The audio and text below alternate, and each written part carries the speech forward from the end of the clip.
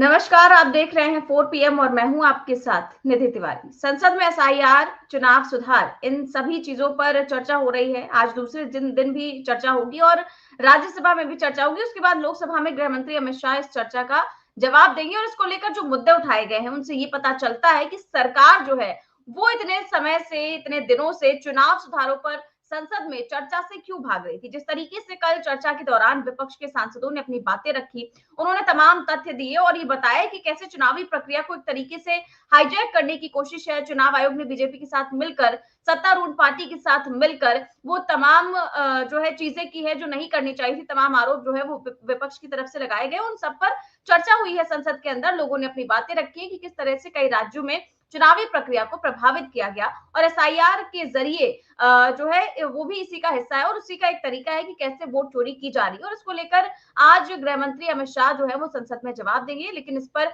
कल कई सारे लोगों ने चर्चा की और चुनाव आयोग पर डिबेट के दौरान राहुल गांधी का भाषण शुरू होते ही कैसे जबरदस्त हंगामा हो जाता है। शुरुआत में ही राहुल गांधी क्या ऐसी बात बोल देते हैं कि मोदी सरकार के मंत्री भड़क जाते हैं, बीजेपी के सांसद भड़क जाते हैं, स्पीकर ओम बिरला को भी गुस्सा आ जाता है और वो सीधे धमकाने लगते हैं। और राहुल गांधी ने आखिर ऐसा क्या कह दिया, इस पर भी आज हम चर्चा करेंगे। और साथ ही साथ जिस तरीके से आप देख रहे हैं कि लगातार इस बात को स्पष्ट होती हुई नजर आ रही है कि सरकार अभी तक एसआईआर पर चर्चा से भाग क्यों रही थी। वंदे मातरम पर चर्चा तो उसने अपनी मर्जी से कराई, लेकिन वंदे मातरम पर भी सरकार किस तरीके से घिरी हुई है और कई सारे बीजेपी के सांसदों को संजय सिंह ने जो आम आदमी पार्टी के सांसद, उन्होंने सीधे तौर पर कल चुनौती दे दी राज्यसभा के अंदर। कैसे चुनौती दी और कैसे बीजेपी वाले उससे भागते हुए नजर आए, इन सारे मुद्दों पर भी हम चर्चा करेंगे। साथ ही साथ चर्चा करेंगे कि कैसे दिल्ली हाईकोर्ट ने केंद्र सरकार को जबरदस्त तरीके से फटकार लगाई है इंडिगो के मामले में और साफ तौर से कह दिया है कि आप आखिरकार कर क्या रहे थे। कैसे एक एयरलाइन कंपनी अपनी इतनी मनमानी दिखा रही थी और साफ तौर पर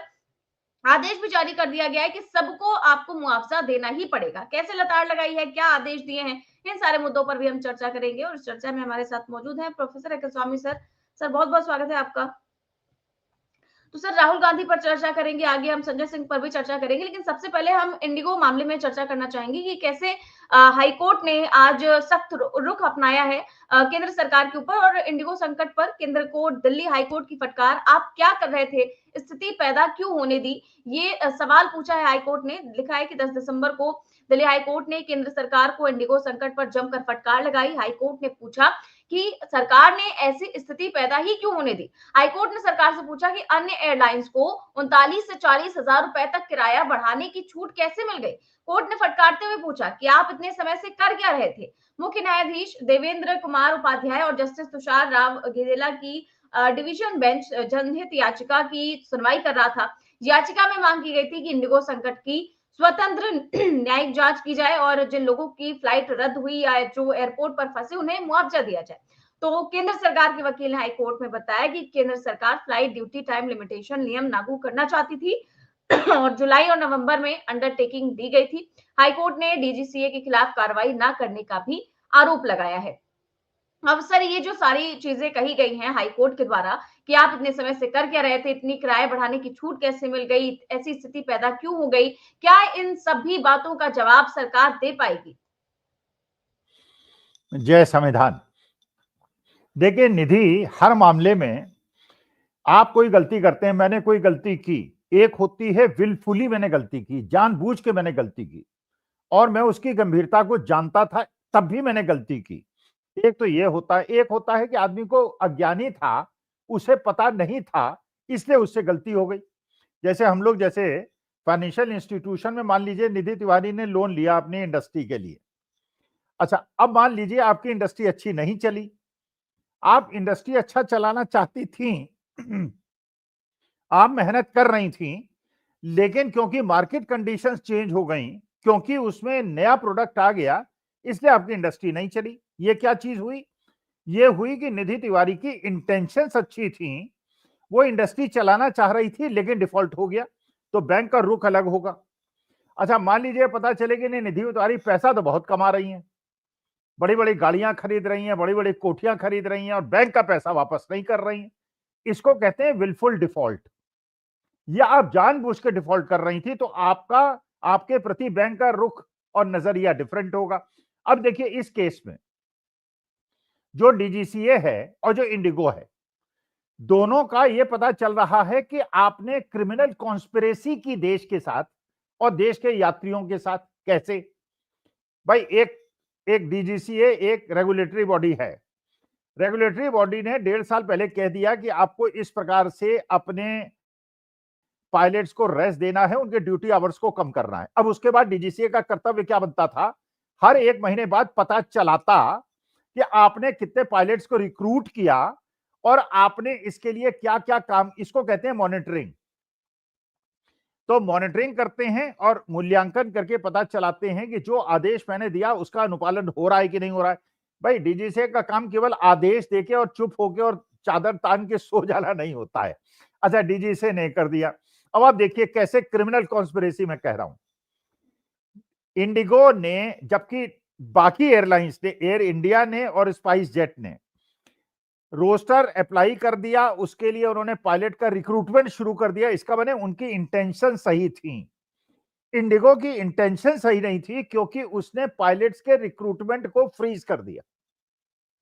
अब आप सोचिए, अगर पायलट्स के रिक्रूटमेंट को फ्रीज कर दिया इंडिगो ने, तो क्या ये बात डीजीसीए को नहीं पता थी कि हम तो कह रहे हैं कि पायलट्स की संख्या बढ़ाओ और इंडिगो जो है वो पायलट्स की संख्या को, रिक्रूटमेंट को फ्रीज कर रहा है। इसका माने वो गवर्नमेंट को घुटने के बल में लाने का प्रयास कर रहा है।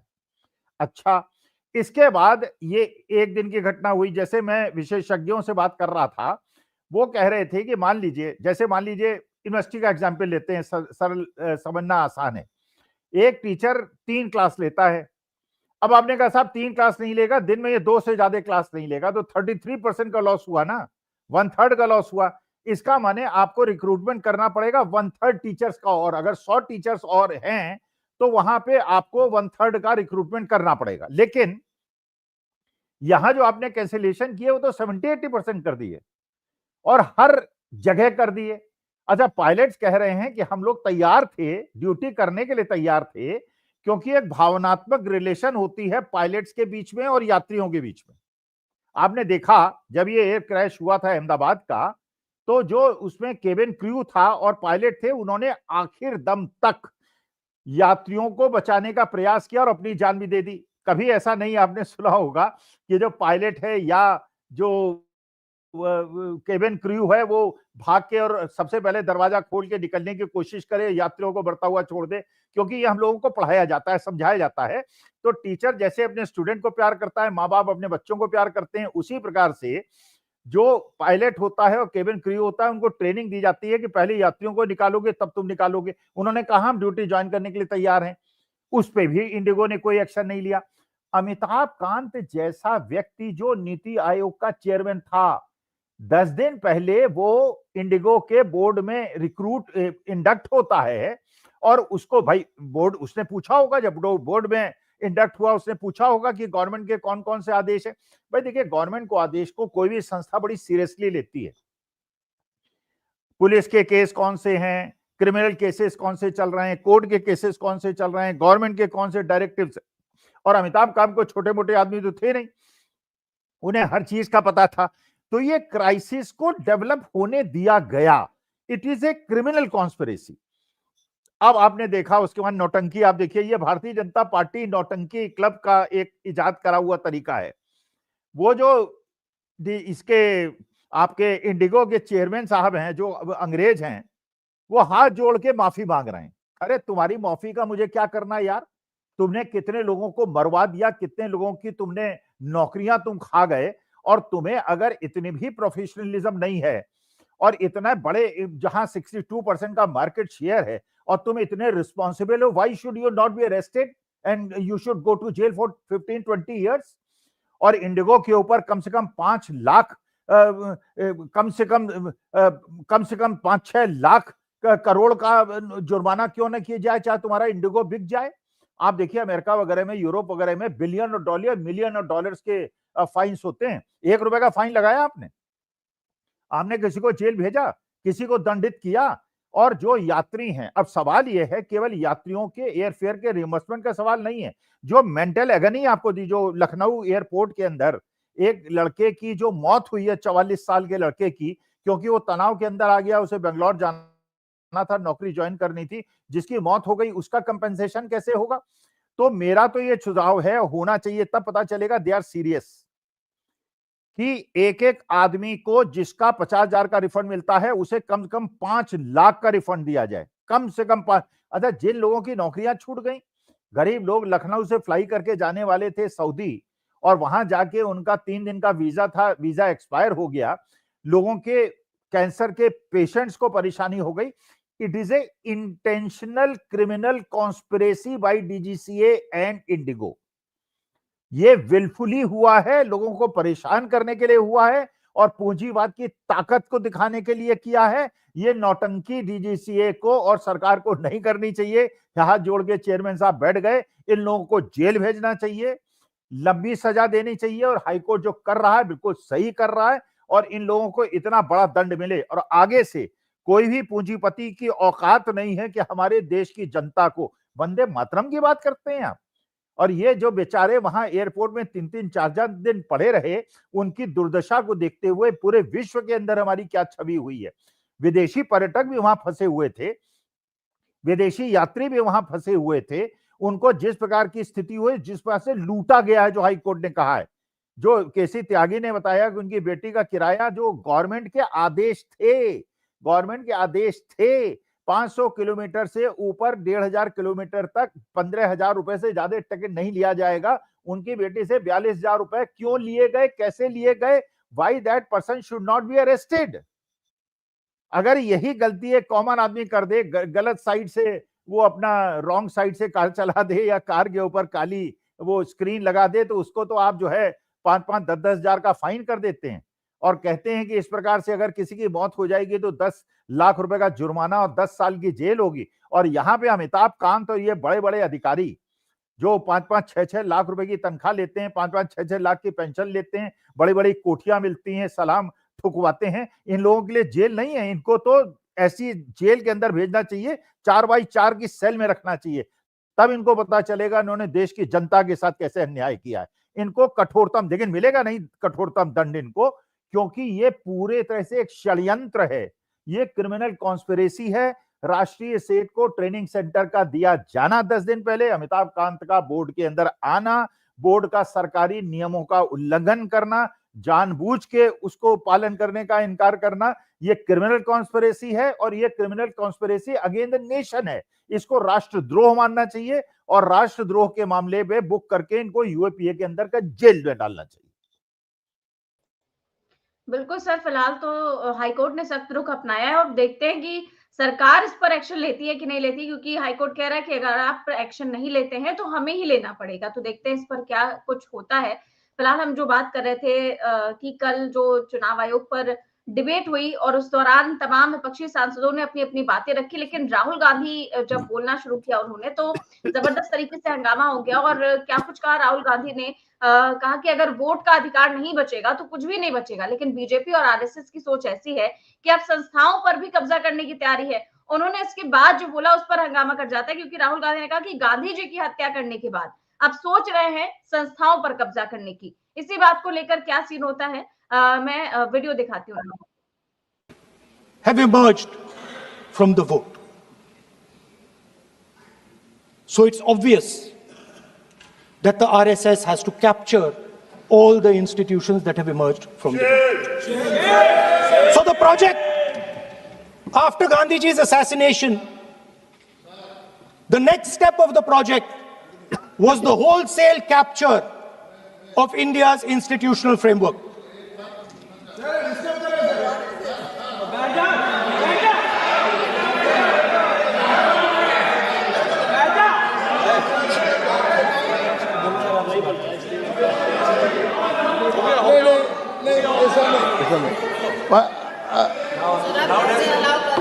So what is this, sir? Sir अभी नहीं पहना हुआ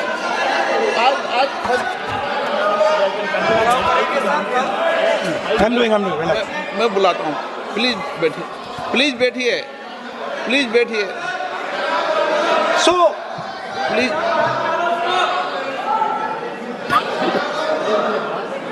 sir, बोले पर हाथ मत जोड़े।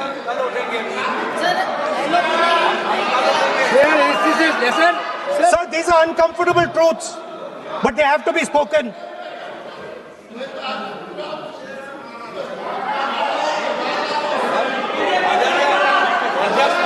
कितना खाती पैसे थे, थोड़ा बता दे। Sir, these are uncomfortable truths, but they have to be spoken. My friends don't like the connections I'm making. They're disturbed by them. It's obvious. Speaker, sir, so after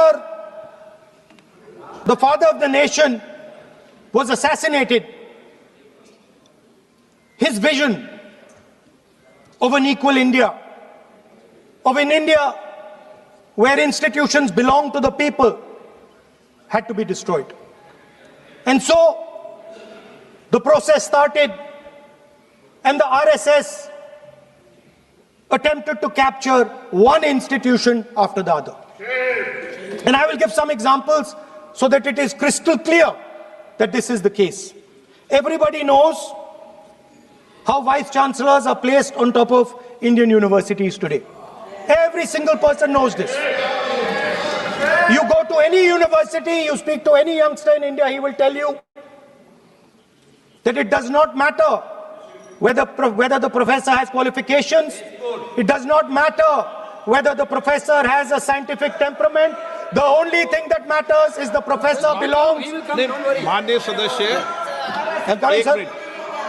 एक मिनट, माननीय सदस्य, चुनाव सुधारों पर चर्चा हो रही है। सर, ये मैं उसी पे कर रहा हूँ। आप किसी भी संगठन का नाम जो इस हाउस का नाम ले, LOP है तो इसका मतलब ये नहीं है। LOP का मतलब नहीं, आप जनरल बात बोलो। आप राष्ट्रपति भाषण में बोलिए जनरल बात। सर, हम लोग सुनना चाहते हैं। Sir, I'm speaking. What is it? You are parliamentary affairs minister. You are a parliamentary affairs minister. You are disturbing LOP. How can it be? You are a parliamentary affairs minister. You are disturbing LOP. Subject में नहीं आपका LOP. आपका LOP subject में नहीं है. ये विषय कर रहे हैं. The discussion. One second. The discussion is about the vote and electoral. The discussion is about the vote. एक मिनट सर, मुझे बोलने नहीं। एक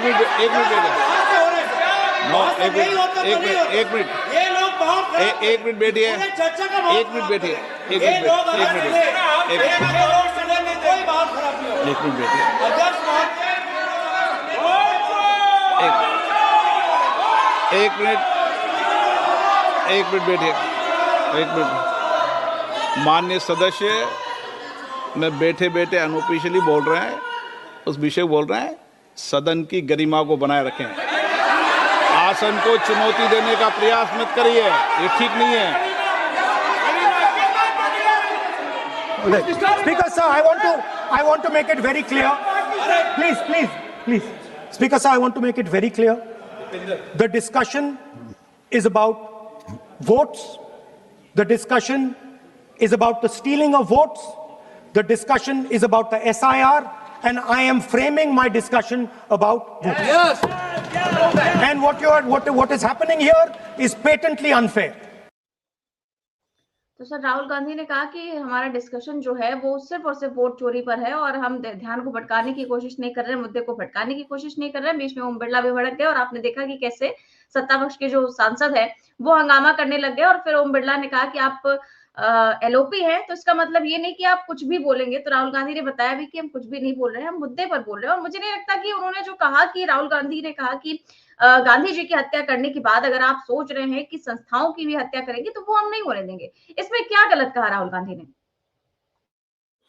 देखो निधि, ये बात बिल्कुल सही है कि अगर हर संस्था पे नियंत्रण आप कर लेंगे तो इलेक्शन फेयर कैसे होगा। भाई, हमारे समय में हमें तो याद है, मेरे को तो अपनी जवानी और बचपन में कभी याद नहीं, कभी हमारे दिमाग में ये प्रश्न आया ही नहीं कि एग्जामिनेशन के अंदर भी फेयरनेस ना हो। हमने कभी भी इतने इंटरव्यू मैंने अपने जीवन में दिए, कभी मेरे दिमाग में ये प्रश्न नहीं आया कि साहब इसके अंदर बेईमानी हो गई और केवल RSS या कम्युनिस्ट या समाजवादी लोगों को इसके अंदर सेलेक्ट किया गया। कोई बेईमानी का नहीं था, कोई बिल्कुल। जब आप एक जज की कुर्सी में बैठते थे, जब एक अध्यापक की कुर्सी में बैठते थे तो हम मर्यादाओं का पालन करते जैसे भगवान राम ने किया। आज के तारीख में वास्तविकता है, मेरे पास ऐसे ऐसे मित्रों का फोन आता है जो समाजवादी बैकग्राउंड के हैं या कम्युनिस्ट बैकग्राउंड के हैं। वो कहते हैं यार हम लोगों के बच्चों की नौकरी पीएचडी है, बहुत ज्यादा क्वालिफाइड है, लेकिन उनको नौकरी नहीं मिलती। कारण ये है कि जहां पता चलता है कि साहब ये इनके पिताजी या इनकी माताजी समाजवादी या कम्युनिस्ट बैकग्राउंड की है, उन्हें नौकरी नहीं मिलती। आरएसएस के लोग, ऐसे लोग उसके लिए सारे नियम भी शिथिल करते चले जा रहे हैं। भाई हमारे जमाने में पुलिस भी जो थी फेयर हुआ करती थी, और पुलिस थाने में जाके अगर आप कानून की बात करते थे, मुझे पता है भाई सरकारी अधिकारी भी मंत्रियों को मना कर देते थे हम ये नहीं करेंगे क्योंकि ये कानून सम्मत नहीं है, संविधान सम्मत नहीं है। आज के तारीख में पूरा भांग घुली हुई है सारे कुएं के अंदर, बिल्कुल ऊपर से नीचे तक सब जो है संलिग्न है। तो अगर एक ऐसा आदमी है जिसके पास ताकत नहीं है, जिसके पास गुंडागर्दी नहीं है, जिसके पास पैसा नहीं है, और जो सरकार से प्रश्न पूछने की हिम्मत रखता है, उस आदमी के कोई काम ही नहीं होते उसकी, और बाकी लोग जो उसके अंदर लगे हुए हैं। जब ऐसी स्थिति होगी, जो पहले भी मैं आपसे प्रश्न पूछ रहा था, आज के तारीख में कांग्रेस का एलो बनेगा कौन? कांग्रेस को पैसा देगा कौन? कांग्रेस के समर्थन में बाहर निकलेगा कौन? क्योंकि जो बाहर निकलेगा, जिस पूंजीपति ने पैसा दे दिया उसे आप जो है ईडी सीबीआई में फंसा के जेल के अंदर डाल देंगे। जिस पुलिस अधिकारी ने, आपको पता होगा, एक पुलिस अधिकारी ने अपने जनपद के अंदर जो धार्मिक उन्माद था उसको कम करने की कोशिश की, अगले दिन उसका ट्रांसफर हो गया। अभी देखिए तमिलनाडु के अंदर 125 मेंबर ऑफ पार्लियामेंट ने एक जज साहब, हाईकोर्ट के जज साहब के खिलाफ कि इन्हें हटाइए, एक आवेदन दिया है, रिटन डिक्लेरेशन दिया है, क्योंकि खुलेआम अब जज, ऐसे ऐसे जज हैं इलाहाबाद हाईकोर्ट के जो लड़कियों के ऊपर किस प्रकार के निर्णय करते हैं। सुप्रीम कोर्ट को उनको डांट पिलानी पड़ती है, कहते हैं नहीं इन चीजों को व्यभिचार नहीं माना जाएगा, इनको अटेम्प्ट टू रेप नहीं माना जाएगा। जब इतनी ज्यादा गिरावट आ गई है, आम निधि बताइए, ये तो हिम्मत है आप लोगों की, संजय शर्मा की, 4 PM की, या बाकी जो अभी भी यूट्यूब चैनल्स वाले हैं। अरे नेहा सिंह राठौर का एक नया आपने गाना भी सुना होगा, अरे लड़कियों को गाने दो, कहता मुझे गाने तो दो, लड़कियों को गाने तो दो, लड़की बचाओ लड़की पढ़ाओ, बेटी पढ़ाओ बेटी पढ़ाओ। अरे यार बेटी को बेचारी एक गाना ही तो गा रही है, व्यंग्य तो कर रही है, उसके खिलाफ FIR लिखा रहे हैं, उसको जेल के अंदर भेज रहे हैं। तो जब इतना ज्यादा आतंक का बचा देंगे और आपके पास लाखों करोड़ों रुपए हैं, पूंजीपति आपको पैसा दे देते हैं। अब ये इंडिगो वालों ने पैसा दिया, इंडिगो के प्रमोटर ने पैसा दिया। अरे बताइए जो टोटल पैसा दिया गया उसमें 6-7 हजार करोड़ बीजेपी को मिला है, 1400-1500 करोड़ TMC को मिला है, 1100 करोड़ रुपए कांग्रेस को मिला है। तो बताइए 1100 करोड़ से एक आदमी को इलेक्शन लड़ना है, 7,000 करोड़ से इलेक्शन लड़ेगा। अच्छा उसके बाद अभी मध्य प्रदेश के अगर मंत्री जी के भाई शुद्ध गांजा सप्लाई करने में पकड़े गए, शुद्ध गांजा, तो मंत्री जी के भाई जो है वो गांजा सप्लाई कर रहे हैं, पोर्ट्स के अंदर जो है वो ड्रग्स आ रही हैं, लाखों करोड़ों का आप खेल कर रहे हैं। तो इवन इलेक्शन कैसे होगा, फेयर इलेक्शन कैसे होगा? अरे ये तो बड़े बिरले होंगे ना, भगत सिंह टाइप और चंद्रशेखर आजाद टाइप, जो अपने जान देने को तैयार होंगे, वरना बाकी लोग जो है कहेंगे भैया जब गुंडागर्दी चली रही है, इन गुंडों से और भिड़े भैया, घर के अंदर रहो, अपने बीवी बच्चे पालो। वही देश के अंदर आज की स्थिति हो रही है। भाई महात्मा गांधी का स्थान हमारे देश के अंदर क्या है कि पुतिन आते हैं तो जूते उतार के नंगे पैर उनकी समाधि में जाते हैं, बराक ओबामा आते हैं या डोनाल्ड ट्रंप आते हैं या बाइडेन आते हैं, जो भी आते हैं सिर झुका के गांधी के उनके सामने खड़े हो जाते हैं।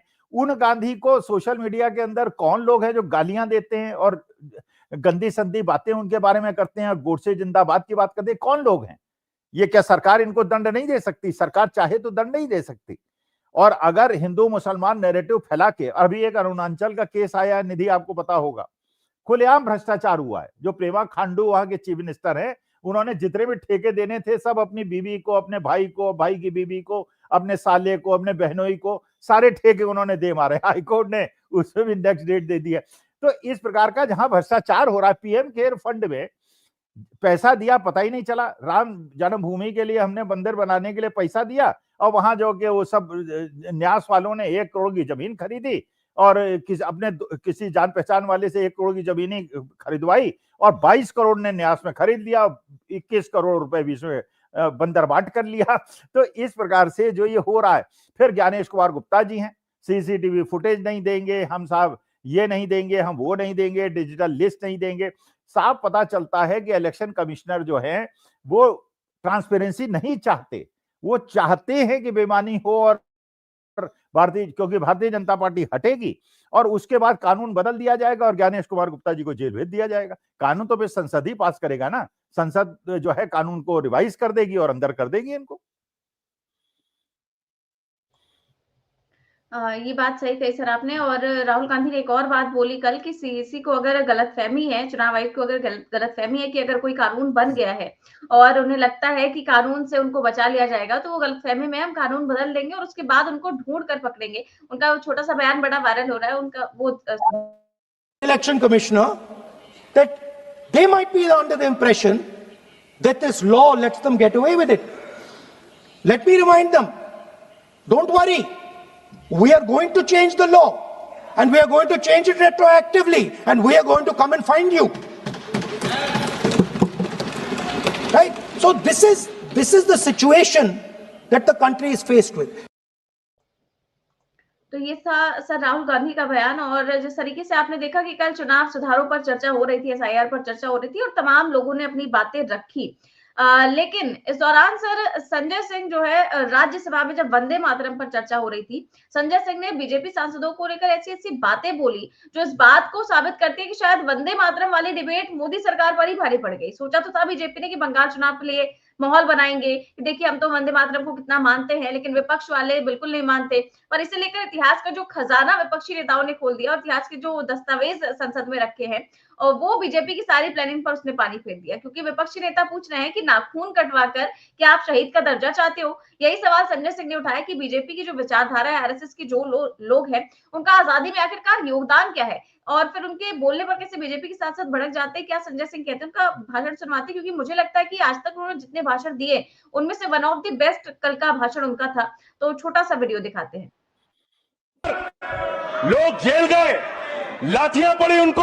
आरएसएस के 4 लोगों का नाम बताओ जो वंदे मातरम नारा लगा के जेल गए, उनका नाम बताओ आप। 4 लोगों का नाम बताओ आप, अपने 4 पुरखों का नाम आप बताओ। आप नहीं बता सकते क्योंकि आजादी के आंदोलन में आपका कोई इतिहास नहीं। कभी आप कहते हो सरदार वल्लभ भाई पटेल आपके हैं। अरे भैया, सरदार वल्लभ भाई पटेल ने आरएसएस के ऊपर बैन लगाया था, यह रिकॉर्डेड हिस्ट्री है। और जब 18 महीने जेल में रखा गया आरएसएस के लोगों को राष्ट्रपिता महात्मा गांधी की हत्या के अपराध में, जब उनको छोड़ा गया, बैन हटाया गया, तो उसमें शर्त लगाई कि आप राष्ट्रीय ध्वज को मानेंगे, यानी कि आप तिरंगे झंडे को भी नहीं मानते थे। आपने 52 साल तक हिंदुस्तान का तिरंगा झंडा आरएसएस के मुख्यालय पर नहीं फहराया सर, नहीं फहराया। और 3 लोगों ने आरएसएस के मुख्यालय पर जब यह झंडा फहराया, उन तीनों के नाम मैं पढ़ रहा हूं, विजय, उन्मत्त, दिलीप, इन तीनों लोगों के खिलाफ आरएसएस ने एफआईआर दर्ज कराई। किस अपराध में? कि हमारे दफ्तर में तिरंगा क्यों फहरा दिया। और कितने साल तक मुकदमा लड़े? 13 साल तक मुकदमा लड़े। यह है आपकी असलियत। आप तिरंगे का विरोध करते हैं, भारत के राष्ट्रीय ध्वज का विरोध करते हैं। जो लोग तिरंगे और राष्ट्रीय ध्वज का विरोध कर सकते हैं वो भारत माता के सच्चे सपूत नहीं है। आप भारत के राष्ट्रगान का विरोध कर रहे हैं। आपके मुख्य पत्र में भारत के राष्ट्रगान का विरोध लिखा गया है।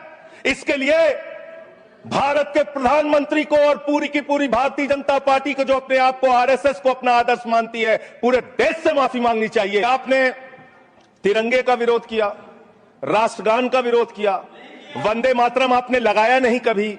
कोई आपका व्यक्ति देश की आजादी के आंदोलन में जेल नहीं गया। कभी आपने कोई देश के लिए, हमारे यहां अवधि में कहावत है, नाखून कटाए के शहीद ना बना भैया। तू तो नाखूनों नहीं कटाया भैया, बिना नाखून कटाए शहीद बना चाहता है। जिन्ना के साथ आपके कितने गहरे और मधुर संबंध थे, क्या इस देश के लोगों को पता है? नहीं पता, मैं बताता हूं। श्यामा प्रसाद मुखर्जी जी फजलुल हक की गवर्नमेंट में फाइनेंस मिनिस्टर थे और फाइनेंस मिनिस्टर रहते हुए उन्होंने अंग्रेज गवर्नर को चिट्ठी लिखी थी। यह चिट्ठी लिखी है। आपने भारत छोड़ो आंदोलन के खिलाफ आपके नेता, जनसंघ के पहले राष्ट्रीय अध्यक्ष और तत्कालीन गवर्नमेंट में जो वित्त मंत्री थे, उन्होंने चिट्ठी लिखी अंग्रेज गवर्नर को और कहा कि भारत छोड़ो आंदोलन, जो हिंदुस्तान के क्रांतिकारियों का आंदोलन था, जो देश की आजादी का आंदोलन था, वो आंदोलन कुचल देना चाहिए, खत्म कर देना चाहिए। यह है रिकॉर्डेड हिस्ट्री आपकी। जिन्ना और आपके रिश्ते क्या थे? कितने मधुर रिश्ते थे। एक राज्य में सरकार नहीं बनाई माननीय इन्होंने। नॉर्थ वेस्ट फ्रंटियर, सिंध प्रांत और फजलुल हक की गवर्नमेंट। फजलुल हक वो शख्स है जो पाकिस्तान बनने के बाद वहां की सरकार का गृह मंत्री बना। आपके रिश्ते उन लोगों के साथ थे, यह देश को पता होना चाहिए। आप भारत की सेना को 4 साल के अग्निवीर पे लेके आ गए, जो हिंदुस्तान की सीमा की सुरक्षा करने वाले हैं, जो वंदे मातरम का नारा लगाते हैं हमारे जवान, हमारे सैनिक, जो -50 डिग्री टेम्परेचर में सियाचिन में और प्लस 50 डिग्री टेम्परेचर में जैसलमेर में भारत की सीमाओं की रक्षा करते हैं, इस मातृभूमि की रक्षा करते हैं, उनके पीठ में छुरा मारने का काम आपने किया, उनकी नौकरी 4 साल की कर दी अग्निवीर की। आपको मातृभूमि से प्यार है, आप देशभक्ति की बात करेंगे। अरे मैंने साइकिल चोर सुना था, लॉकेट चोर सुना था, स्कूटर चोर सुना था, मैंने सुना था तमाम तरह के चोर होते हैं। आप लोग तो वोट चोर निकल गए हिंदुस्तान के अंदर, वोट चोर। 3 करोड़ वोट उत्तर प्रदेश में 3 करोड़ वोट की चोरी करने जा रहे हैं। कल की मीटिंग में पता चला 17.5% वोट उत्तर प्रदेश में काटे जाएंगे। आप ये कर रहे हैं, ऐसे लोकतंत्र को मजबूत करेंगे? ऐसे आप मातृभूमि की सेवा करेंगे? हमने फिल्मों में सीन देखी है, डाकू लोग आते हैं, जय भवानी जय भवानी जय भवानी कह के, और वो गांव का गांव लूट के चले जाते हैं। जय भवानी कह के गांव का गांव लूट के चले जाते हैं। हम इस देश के अंदर किसी भी सरकार को वंदे मातरम और भारत माता की जय लगाकर देश को लूटने की इजाजत नहीं देंगे। तो सर, संजय सिंह ने ऐसे ऐसे सवाल पूछ लिए, ऐसे ऐसी बातें बता दी और ऐसे ऐसे दस्तावेज रख दिए कि बीजेपी की सिट्टी पिट्टी गुम हो गई। और मुझे नहीं लगता कि उनकी तरफ से एक चूचपाट की भी आवाज आती हुई आपने सुनी होगी। और साफ तौर से उन्होंने चुनौती दे दी कि अगर आप बीजेपी और आरएसएस के 4 लोगों के नाम बता दें कि जो वंदे मातरम के कारण जेल में गए हो, तो फिर मैं ये चुनौती देता हूँ। मुझे नहीं लगता कि बीजेपी बता पाएगी। आपको क्या लगता है कि वाकई में वंदे मातरम की जो डिबेट है वो तो बीजेपी ने अपने मन से करवाई थी और यही सोचकर कराई थी कि उनको चुनाव में फायदा होगा, लेकिन क्या ये वाकई में उनके ऊपर भारी पड़ गई है? नहीं, चुनाव में फायदा क्या होगा? जब चुनाव आयोग बिका हुआ है और चुनाव आयोग उनके पेरोल पे है, तो वो तो बेईमानी करके चुनाव जीत लेंगे, उसमें कोई डाउट नहीं। लेकिन एक चीज पक्की है, संजय सिंह के प्रति मेरे दिमाग में बहुत ज्यादा श्रद्धा है। वो जितना अच्छा छेदते हैं भारतीय जनता पार्टी को, बाकी आम आदमी पार्टी के प्रति मेरे दिमाग में कोई सहानुभूति नहीं है, अरविंद केजरीवाल के प्रति मेरी कोई सहानुभूति नहीं है। वो जो विपक्षी दल हैं उनको कमजोर करने का प्रयास करते हैं, लेकिन संजय सिंह के प्रति मेरे दिमाग में जो इस प्रकार से वो अटैक करते हैं। और ये भी बात जो संजय सिंह ने कही, सपूत, ये सपूत नहीं है, ये सपूत नहीं, ये कपूत हैं। भारतीय जनता पार्टी वाले लोग कपूत हैं, ये सपूत और पूत की बात तो छोड़ दीजिए। जो आदमी महात्मा गांधी को राष्ट्रपिता न मानता हो, कोई भी आदमी जो राष्ट्रपिता नहीं मानता महात्मा गांधी को, जो तिरंगे को सबसे ऊपर नहीं रखता, वो आदमी कपूत है। और 142 करोड़ लोगों को जो एक परिवार नहीं मानता और हिंदू मुसलमान करता है, वो कपूत है। हमारे लिए तिरंगा सर्वोपरि है। हमारे लिए, हमारे देश के 142 करोड़ में से किसी जाति और धर्म का आदमी हो, वो हमारा भाई है। हमारे लिए महात्मा गांधी राष्ट्रपिता हैं और हम हमेशा कहते कहते रहेंगे, महात्मा गांधी जिंदाबाद और गोडसे मुर्दाबाद। जो आदमी गोडसे की प्रशंसा करता है और जो देश को धार्मिक आधार पे बांटता है और जो महात्मा गांधी को राष्ट्रपिता नहीं मानता, वो वास्तविकता में देश को प्यार करने वाला नहीं है।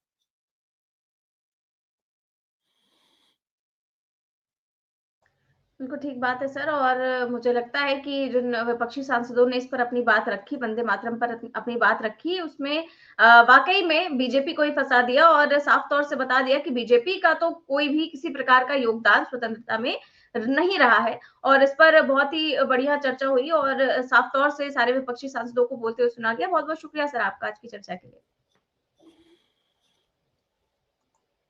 तो आप देख रहे थे आज की चर्चा। कैसी लगी आपको? हमें कमेंट बॉक्स पर भी राय जरूर दें। चैनल को सब्सक्राइब भी करें और ज्वाइन भी करें। नमस्कार।